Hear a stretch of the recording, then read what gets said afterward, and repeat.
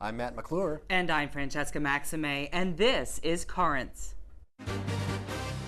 The nation mourns the loss of its liberal lion. Senator Ted Kennedy has died. He had some connection through the tragedies in his own life with the world's pain. She's performed for presidents, and she shares her stories with us. Everything you give away, comes back. And Francesca's shot at baseball stardom.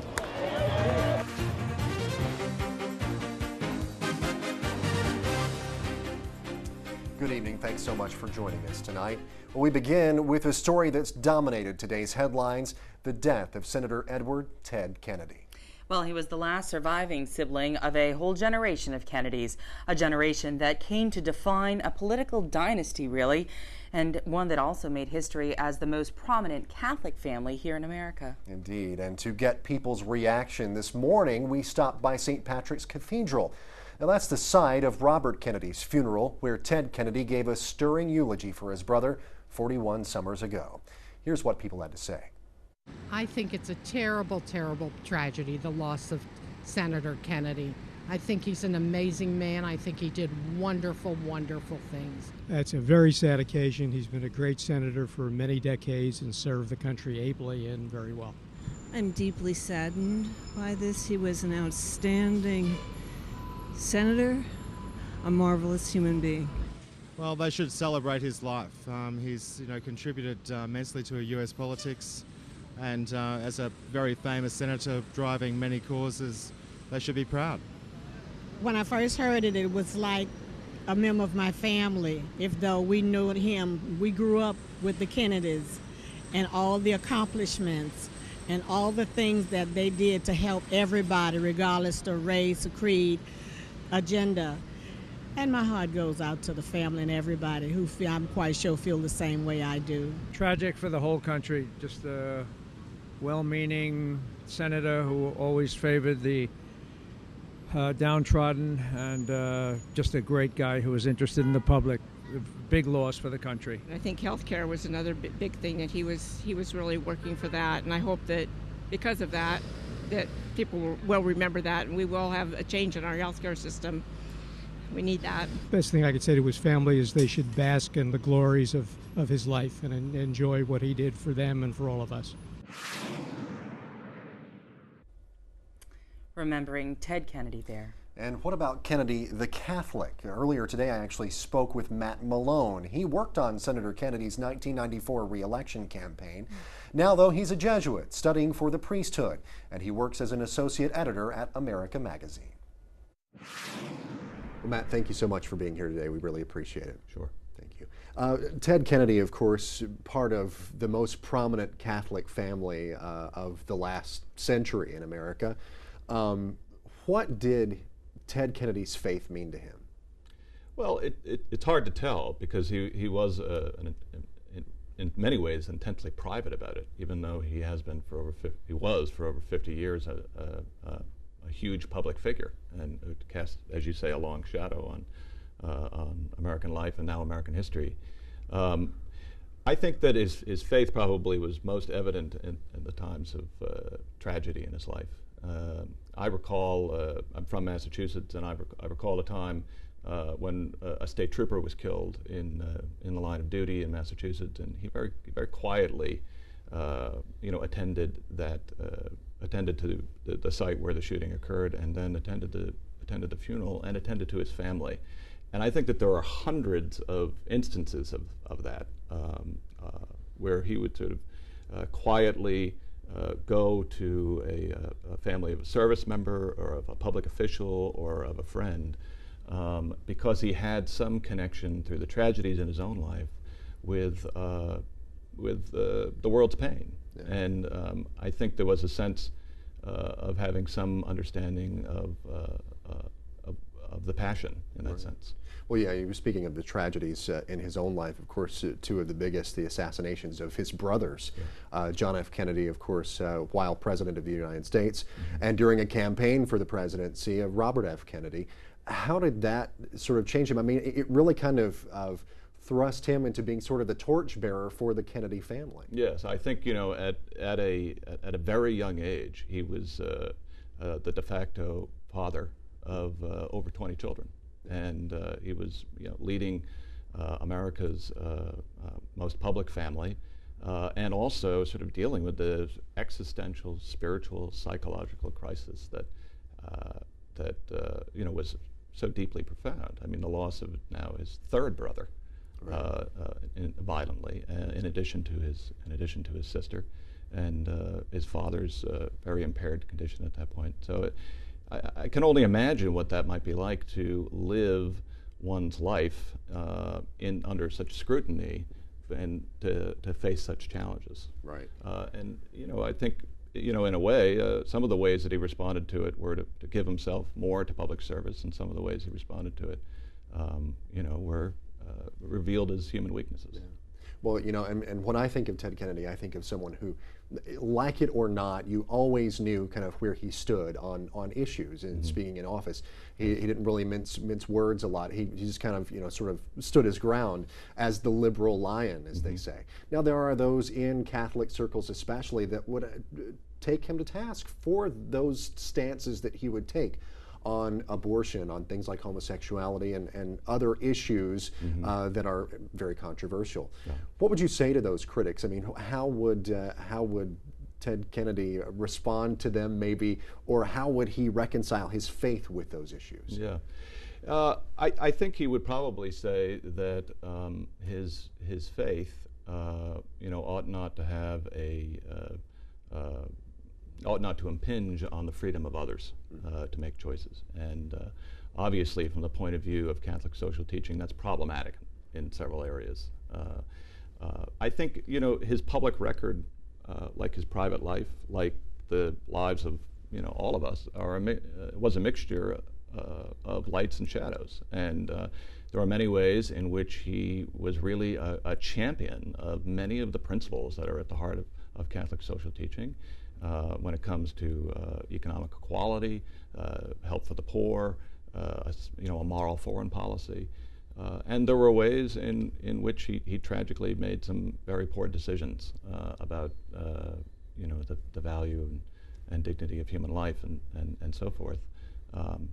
I think some people might say that he changed his position actually on abortion during the 1970s. He was pro-life up until the late 1970s, and a lot of people, I think, charge that he changed that position for political expediency. I think that's probably not the case. It probably was a matter of principle, a flawed principle.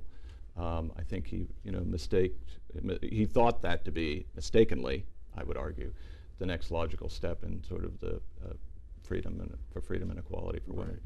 Right. So, I mean, he obviously, he made some very tragic errors, I think, in his public judgment, and certainly, as we also know, in his private judgment. But there's also some light among those shadows.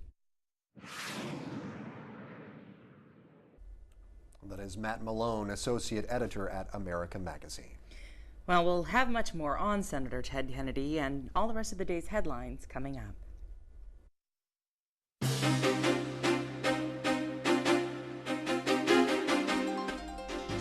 Welcome back to Currents. I'm Matt McClure. And I'm Francesca Maxime. Coming up a little bit later, think of any popular television variety show from the past 60 years or so, and chances are she's been a guest on one of them. But we turn now to our top story tonight. Remembrances are pouring in for Senator Ted Kennedy. Cardinal Sean O'Malley of Boston called the late senator a champion for the poor and the less fortunate and those seeking a better life. The Vatican's newspaper, meanwhile, praised Kennedy for his records on immigrants, gun control, and the minimum wage, but lamented his position on abortion. Creation is under threat. The words of Pope Benedict today, following forest fires in Athens and water shortages elsewhere in the world. In a message aimed at world leaders who will discuss climate change next month, the Pope says the world's resources need to be shared by everyone, including poorer countries. Well, back in New York now, Archbishop Timothy Dolan criticizing the release of the man convicted in the Pan Am bombing over Lockerbie, Scotland. He called it a sad and perplexing mistake. But over the weekend, a Scottish priest who had visited the man in jail said he was delighted at the release and he believed that the former Libyan intelligence officer was innocent. Religious orders are logging on to find new candidates for vocations. A new study out of Georgetown University says 87% of religious orders and institutes are using websites like Facebook and Twitter to attract newcomers. Also, 81% of the youngest candidates say they found online information to be at least a little helpful in recognizing and understanding their call to religious life. Researchers say a web outreach has a stronger impact than other media in recruiting new candidates for religious orders. Well, actor Mickey Rourke is thanking God for a second chance at life. Speaking with a Bosnian newspaper, Rourke says during the most difficult moments in life, which included heavy drug and alcohol addictions, his psychiatrist and his priest were his two best friends. Well, stay tuned. We have much more current straight ahead. Coming up, an entertainer who keeps it clean. It's all right to laugh, and because I think God laughs.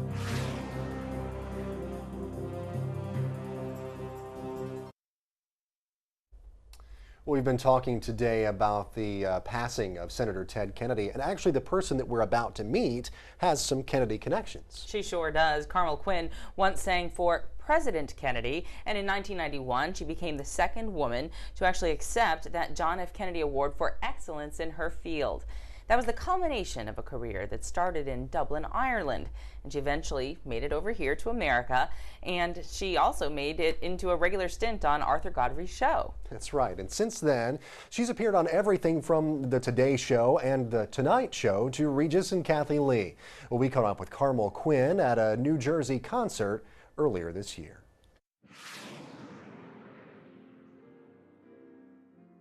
Carmel Quinn entertains nationwide with humor and wit drawn from her own experiences, from growing up in Ireland to the years performing with Arthur Godfrey.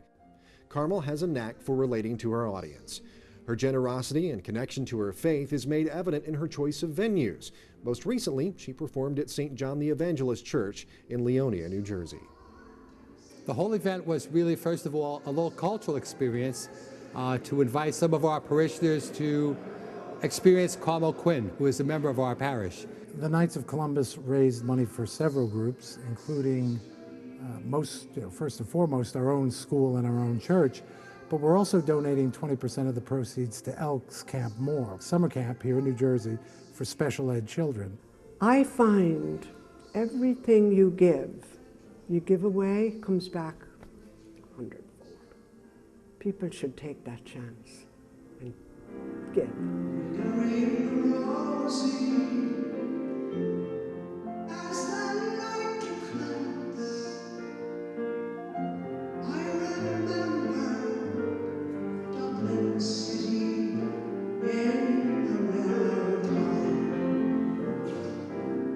We're facing financial challenges, and now we're looking at different ways in which we could raise funds and keep the school functioning and going, and keeping it at its present, I guess, peak of experience and what it offers our children.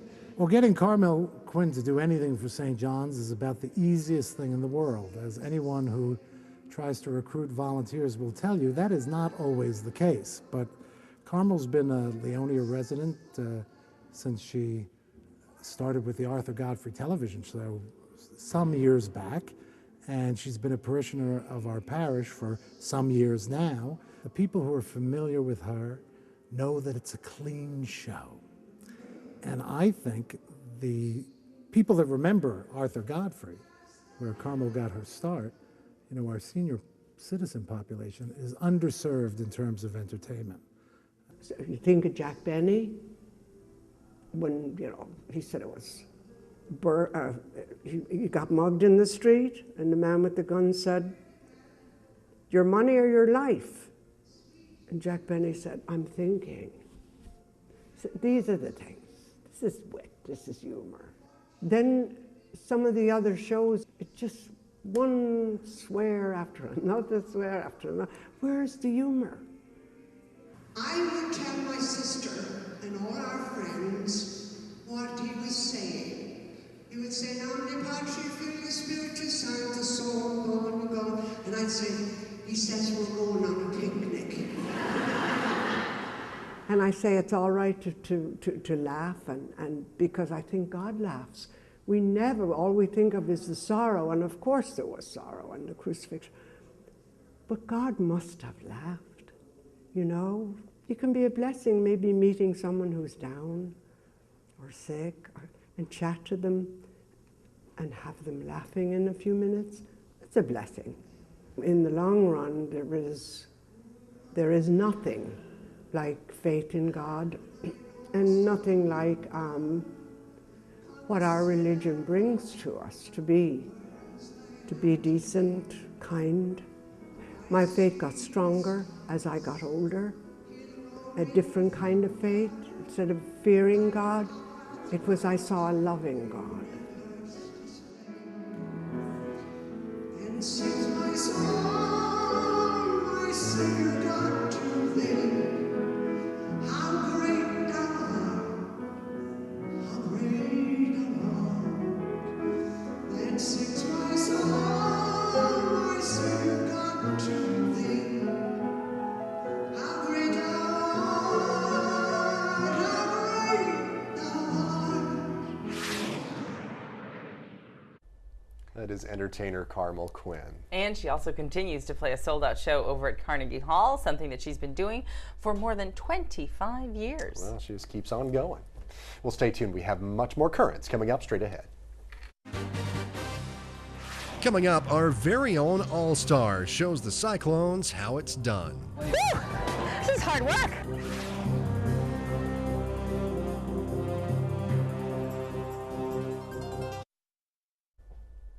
Well, it seems like forever that we've been talking about this, and last night it finally happened. It sure did. I had the chance to try to shine anyway before a crowd of Brooklyn baseball fans, and I threw out the first pitch at last night's Cyclones game, as you know.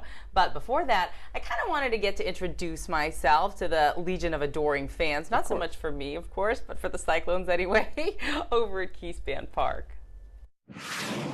My name's Francesca Maxime. Hello, Francesca. So I'm throwing out the first pitch tonight. Good. and so you don't even know who I am. You don't even know what to make of that, right? No. You have I think you have like a network on something. Do you have any idea who I am? No. Do you care? I do. Well, that's nice. At least she's sweet. So do you think that mainly like just famous people get to throw out the first pitch or no? No. So does that mean I'm not famous if I'm throwing it out? I don't know. You tell me who you are, and I'll let you know if you're famous. I'm not that famous yet, apparently, here in New York. Nice looking, though, and you've got a nice smile. I like her. We're going to make sure she gets Time Warner Cable so she can watch. Are you going to throw underhand or overhand? Have you decided? I haven't decided. I got to do a little warm-up first. I think you should throw overhand. Underhand is supposed to be a girl's pitch. You got any pointers for me or anything? Reach the plate. Pitch really hard. Practice for the last 2 months. Step and throw. So let's do this together now. 3, 2. Very good. All right. Do you know who I am? Giving me love, giving me love, giving me love. Aw, that makes it all worthwhile. Gotta love it. Well, you had fun anyway, even if they didn't know who you were. I did, I know. Well, hopefully they do now, right? That was sort of the whole point of it. But Right. Sandy the mascot was really cute. I like that. I know. I like seeing the little girl there with a net T-shirt on. Yes, she's adorable. Actually, that's Angel's little sister. Oh, see. But but she's a big fan, you know. And also, the guy that was showing me how to pitch, he was very interested. Like he just walked right up to me and he was like, "This is what you got to do." Yeah. So how'd it go? Well, that's just about what we're going to find out. Let's have a look over at that.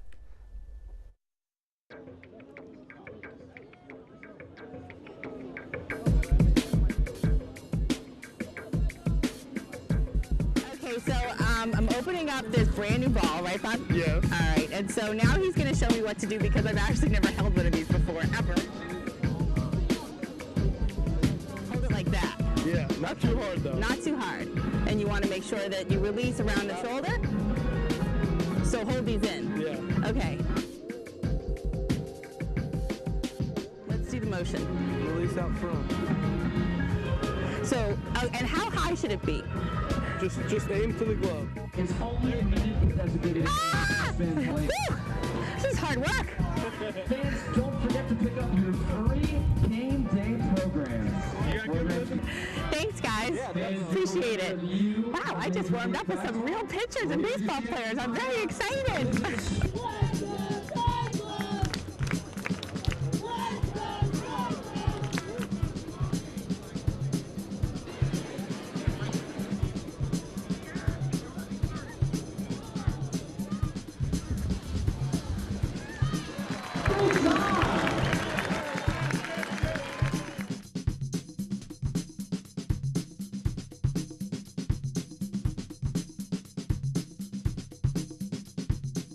Thank you, love. Thank you. Thank you. I love that. I love the slow motion replay. I know. Only Blaine would do that. My photographer and editor on this piece, he did such a great job. We were out there slinging it out, but only he would think of that. That's awesome. Well, that was great. Well, it's nice that you had fun. I'm proud of you for you getting in there, getting in the trenches, and getting in the bullpen and learning how to throw a ball. Why? Thank you. Yeah, I mean, I was a tennis player in high school. I know you didn't ever play baseball or softball or anything. I didn't know. And this is actually the lucky ball, and I did a split finger fastball. Oh, well, great. That's the one that kind of dips at the end, right? Like it goes. Well, yeah. Yeah. Well, there are a few that do that. But mine sort of dipped. Yeah. Was that on purpose or was it? Yeah. Mm-hmm. Sure. Yeah. We'll say that. Yeah, right. But I don't know. Maybe the Mets can use you since they've had another pitcher go down. Maybe you can get a job. You know, maybe there's a second career in there for me. I Right. hear they make some big bucks. Well, part-time. Do you work once every fifth day for them? You know, doing a little pitching. It was great to go out there on the field, though, because at the end of the day, we were sort of introducing the net and talking about currents and talking about the show. And even though people didn't initially know, as you could see, you know, who I was per se or who we are, you do at home because you're already watching. But it was just nice that they were open to it and welcoming. Right, you know, right. so. Well, and it's good to get out there and spread the word about currents and about net too. And you know, now people know who you are. See, those people who didn't know who you were to begin with, now they know. And they know how badly I pitched too. Well, it could have been worse. Stick with tennis. All right, yeah, tennis I'm better at. Well, if you think the Cyclones might sign me anytime soon, I don't know. Let's ponder that. I've written a blog entry about it last night at the ballpark. Just head over to netny.net/currents and click on Riding the Wave. Well, that is it for this edition of Currents. Now, coming up tomorrow, a marathon. But we're not talking about sports this time. This is all about Scripture. We have that and much more tomorrow on Currents. And remember, you can always also catch us online. All you have to do is head over to netny.net/currents. And we'd also like to hear from you. Send us an email. All you have to do is type in "drop us a line" at currentsny.net. We could do "throw us a pitch." Right. New email address idea. At currentsny.net. All right, for all of us here at Currents, I'm Francesca Maxime. And I'm Matt McClure. Thank you so much for watching. Have a great night. You want me to sign this one for you? I can, you know. I might need a Sharpie, though.